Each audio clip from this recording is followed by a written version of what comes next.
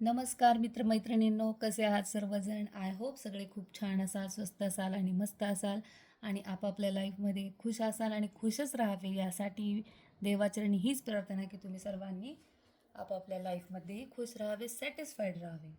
तर आपण मागच्या वेळेस बघत होतो आपला अध्याय, आपण आपल्या जीवनावर नियंत्रण ठेवतो का? तर त्याच्यातला आपण राम आणि श्यामची गोष्ट बघितली होती. कसा तो अनसॅटिस्फाईड असतो, एक सॅटिस्फाईड असतो, कसं तो वर्क करत असतो, कुणाला कर्माचा नियम कळाला असतो. तर तो मागचा व्हिडिओ तुम्ही पाहू शकता त्याच्यासाठी. तर त्याच्यातला राहिलेला अर्धा हा पुढचा जो राहिलेला आपण अध्याय आहे तो वाचू.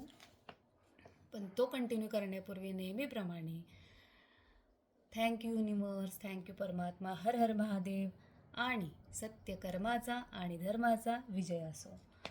तर आता बोलूयात पुढच्या आपण अध्यायाकडे, त्यातलंच पाचव्यातलंच.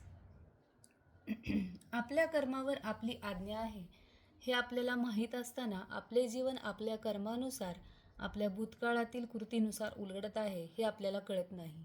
जर आपल्याला हे समजले की आपण आपल्या जीवनाचे स्वामी आहोत तर आपण प्रत्येक कृतीवरती नियंत्रण ठेवू, जेणेकरून आपण जीवनाच्या प्रत्येक पैलूवर उलगडणाऱ्या प्रत्येक परिस्थितीवर नियंत्रण ठेवू शकू. दुर्दैवाने आपण परिस्थितीवर नियंत्रण ठेवू शकत नाही हे आपल्या लक्षातच येत नाही.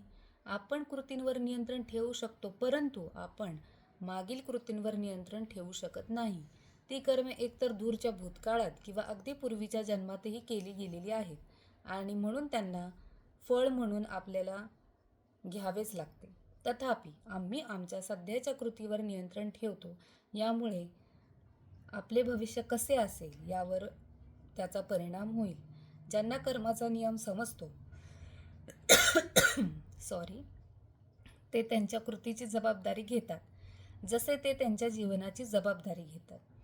आपल्या जीवनाची प्रत्येकाने जबाबदारी ही घेतलीच पाहिजे. आणि जबाबदारी म्हणजे फक्त रिस्पॉन्सिबिलिटी नसतात, हे माझं स्वतःचा विचार की जबाबदारी म्हणजे फक्त रिस्पॉन्सिबिलिटी नसतात. तर जबाबदारी म्हणजे आपण जे आपले कर्म करत असतो त्यांची रिस्पॉन्सिबिलिटी आपल्यावर असते आणि ते केल्यानंतर आपल्याला किंवा आपल्या आजूबाजूच्यांना किंवा आपल्या कुळातील लोकांना काय जे असेल ते तर त्यांना ते परत रिटर्न होऊ नये. तर ह्याच हिशोबाने आपण आपले कर्म करायचे असतात, हे वैयक्तिक माझं म्हणणं. पुढे आपले जीवन काय आहे याचा विचार करण्याऐवजी आपण कर्माचा नियम समजून घेतला पाहिजे. आपला आनंद आणि दुःखासाठी, आपल्या जन्म आणि मृत्यूसाठी आणि आपल्या आयुष्यात घडणाऱ्या प्रत्येक गोष्टीसाठी ते कसे जबाबदार आहे हे आपण समजून घेतले पाहिजे. जे कर्म समजून घेतात ते केवळ त्यांच्या कृती आणि त्यांच्या जीवनाची जबाबदारी घेत नाहीत, तर आनंद आणि दुःखाच्या चक्रातून मुक्त होण्याचे अंतिम ध्येय गाठण्यासाठी कर्माच्या पलीकडे जातात. ते कर्माच्या पलीकडे जाण्याची आणि परमात्म्याशी एकरूप होईपर्यंत दुःखातून मुक्त होण्याची कला शिकतात. तर हे आत्ताचा जो पॅराग्राफ आहे हा 100% म्हणजे याला मी संमती देते. प्रत्येक गोष्टीला आहेच आहे, कारण यातलं खरंच खूप चांगलं यांनी लिहिलेलं आहे. पण ही जी गोष्ट आहे ही 100% की मी नेहमी माझ्या आयुष्यात हाच विचार करून चालत असते. तर आयुष्य हे एक रस्त्यासारखं आहे. आपल्या भूतकाळातील कर्माप्रमाणे तो मोकळा आहे, पण वर्तमान हे त्या गाडीसारखे आहे ज्याला डोलवता येऊ शकतं. म्हणजे वर्तमान आता जे भूतकाळातली गोष्ट आहे, ज्या होऊन गेल्या, तर त्या गोष्टींना आपण काहीच करू शकत नाही, हलवू शकत नाही किंवा त्याचा आता काही तोडगा नाही. जे आहे येईल ते फेस करावं लागेल, पण ते फेस करताना अगदी हॅपीली फेस करून घ्या.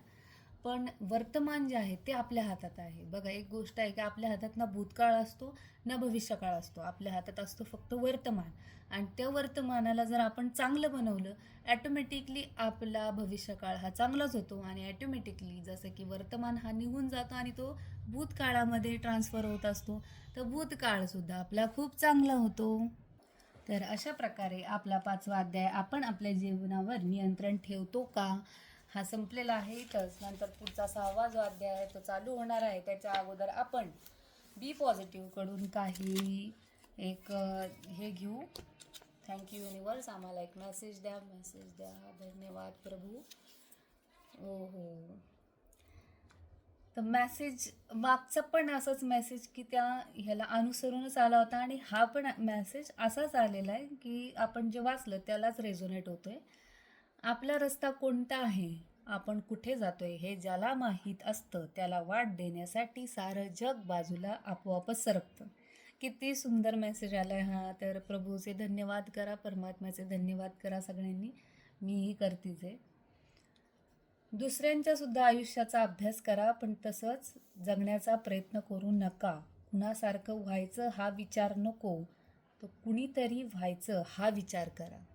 किती सुंदर मेसेज आहे की कुणासारखं व्हायचं हा विचार नाही, तर आपली एक स्वतःची अलग डिफरंट अशी एक जागा बनवा, स्वतःचं एक अस्तित्व बनवा. आपण कुणीतरी व्हायचं हा विचार करा. खूपच सुंदर दोन्ही मेसेज होते. थँक्यू युनिवर्स, थँक्यू परमात्मा. कसा वाटला हा अध्याय आणि कसे वाटले बी पॉझिटिव्हचे विचार आपले, ते पण सकारात्मक विचार, ते पण नक्की मला कमेंटमध्ये सांगा. तुम्हाला हे व्हिडिओज आवडतात का ते नक्की सांगा. भेटूया आपण पुढच्या व्हिडिओमध्ये. आणि मला असंच सगळे बरेच जण लाईक करतात, मला हे पण करतात की तुम्ही हिंदीमध्ये करा मॅडम, तुम्ही मराठीमध्ये करा. तर त्याबद्दल तुमचे खूप खूप धन्यवाद. आणि असेच आपण पुढे राहू. मला ज्या ज्या छान छान गोष्टी मिळतील त्याही मी वाचून दाखवेन, आणि जे स्वतः मी केलेलं आहे, जे मी लिहिलेलं आहे अध्यात्मावरती, ते सुद्धा मी स्वतः वाचून दाखवणार आहे. तर आत्ता मी हा थांबवते इथेच व्हिडिओ. भेटूयात पुढच्या व्हिडिओमध्ये. थँक्यू.